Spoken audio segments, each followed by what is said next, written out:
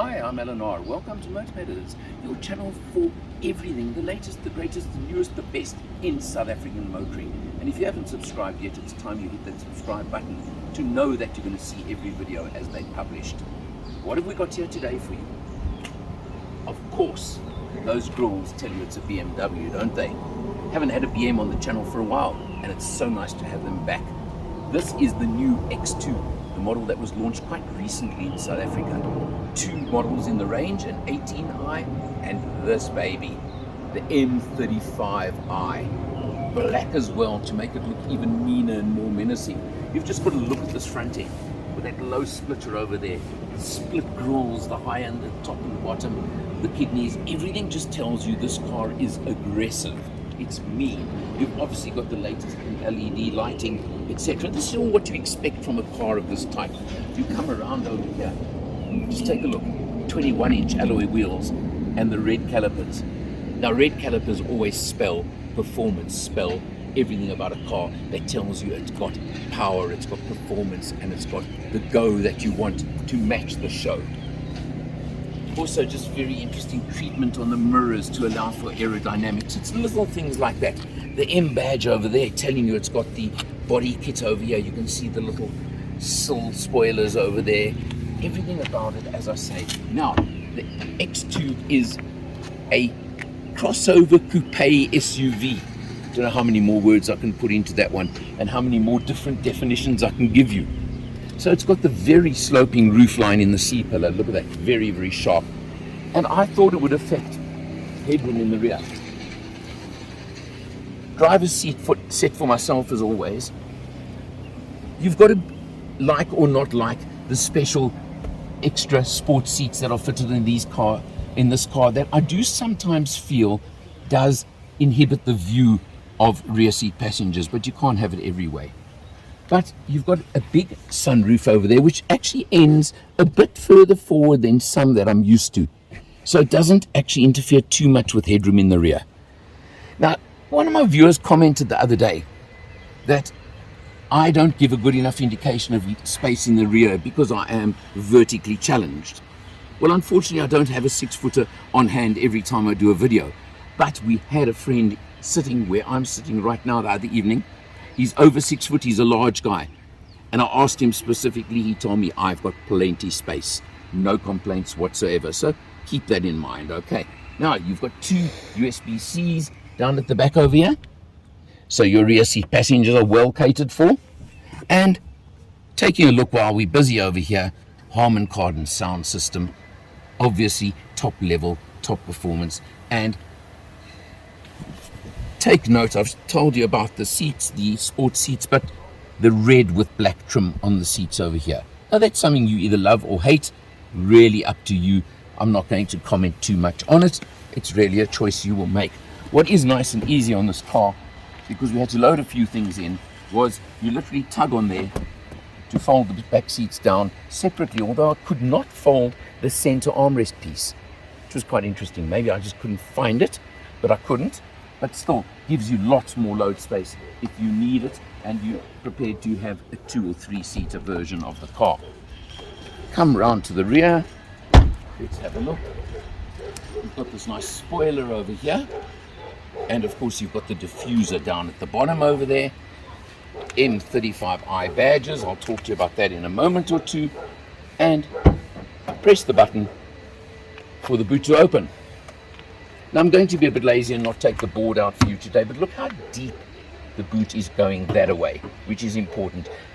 False floor over here, extra space down there as well. If you need it, look at that. And that's useful.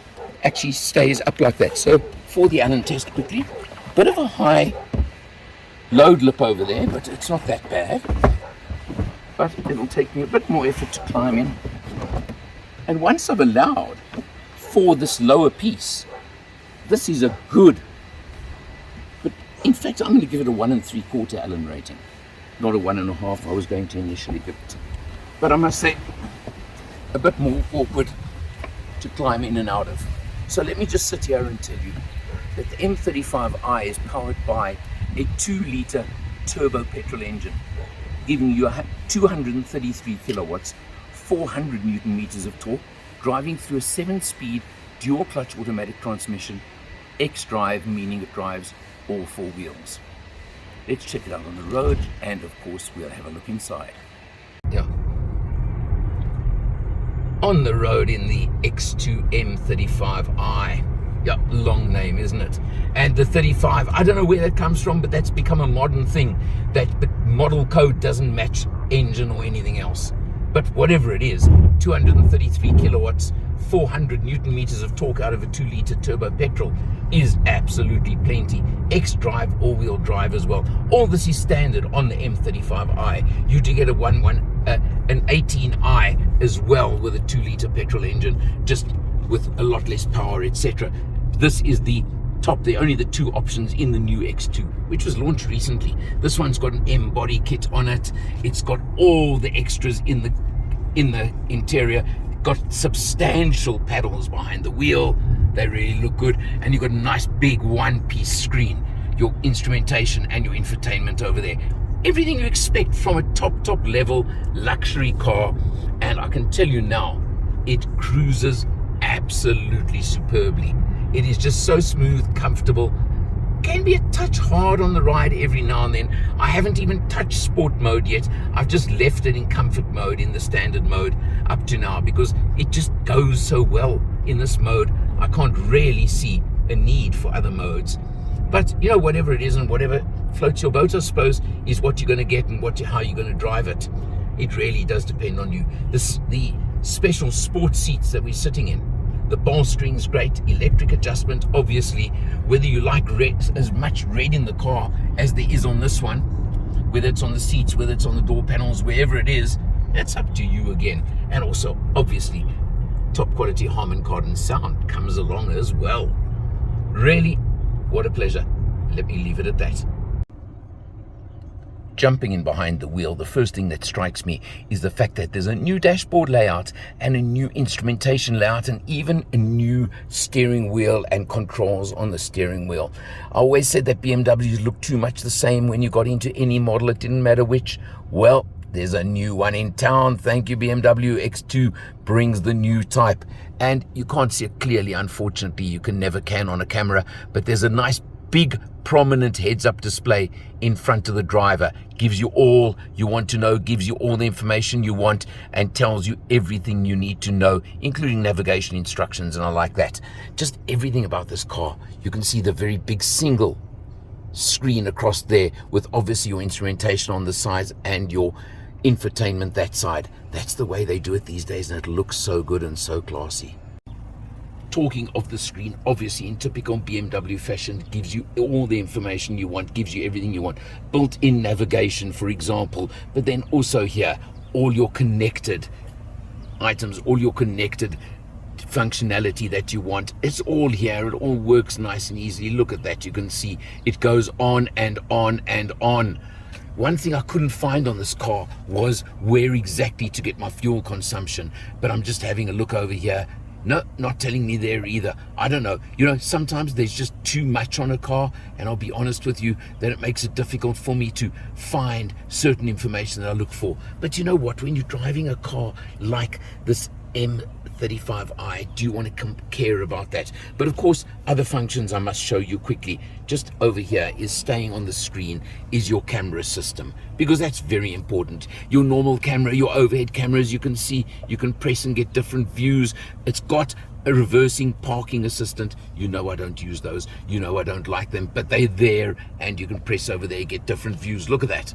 Rear, front, etc. I think you know what I'm talking about. And like or not like, and I've got to say a question mark is for your aircon system, it is on the screen. No buttons, no control switches for the aircon system lower down on the dash. Yes, it keeps it clean, it looks good, but I've got to question it sometimes. But anyway, come down. You've also got this sort of metal trim over here in the center of the dash, but you know this car is classy, you know it's top spec, you know it's top level.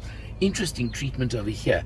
Inductive charging pad that sits up like that over there, works really well, very effective, and you can just obviously flick it there. And over here you've got two USB-Cs down there, and you've got nice double-decker almost console. But this is what counts over here, of course, is that's your engine stop-start. You expect that. Your gear shift, literally just a little nudge like that.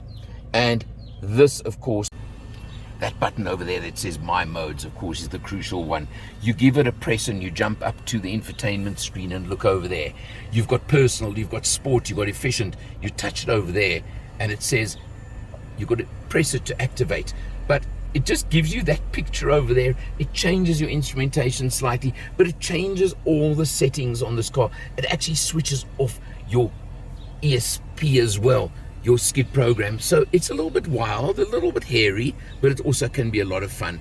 But really, with the power that this engine gives you, you almost don't need it anyway, but it's there and you can just enjoy it. I've had it in efficient mode most of this test, and just look at that, just the screen. It gives you just a bit of fun as well while you're about it. But you've got that nice little scrolling volume control over there that I do like as well. And then on this car, that is not necessarily a standard, is these sport seats. Look at them. Whether you like the red and black is a choice you would make. I'm not going to comment on that, but it certainly looks good. These seats hold you beautifully. Obviously, electric adjustment for both driver and passenger, all these sort of things. Now, it comes down to the crux of the matter, doesn't it? What does this car cost? You can choose in the X2, there are only two models now, the 18i or the 35i. 18i gives you a 1.5 litre engine. This one gives you a 2 litre turbo, 233 kilowatts, 400 newton meters of torque, 7-speed dual clutch automatic transmission, and X-drive all-wheel drive. The 18 is front-wheel drive. These are the differences between the two. Just over 300,000 Rand price difference between the two cars as well. So just keep that in mind, but I don't think that's the crux over here. And obviously you get your 5-year full maintenance plan included as well. Yes, they're competitors from all your other brands, you know who they are, all the major premium brands. But a BMW is a BMW lover, and if you love them, you love them. The X2 is interesting because, especially this newer generation, it does give you a little bit more space in the back, for example, than the first one that was a touch compromised. You'll have seen earlier on in the video what the space is like in the back. But overall, have to say I've loved driving this car for a few days. Really classy, really nice, and good performance to go with it all. Check it out for yourself. For MotorMatters, I'm Eleanor. See you next time.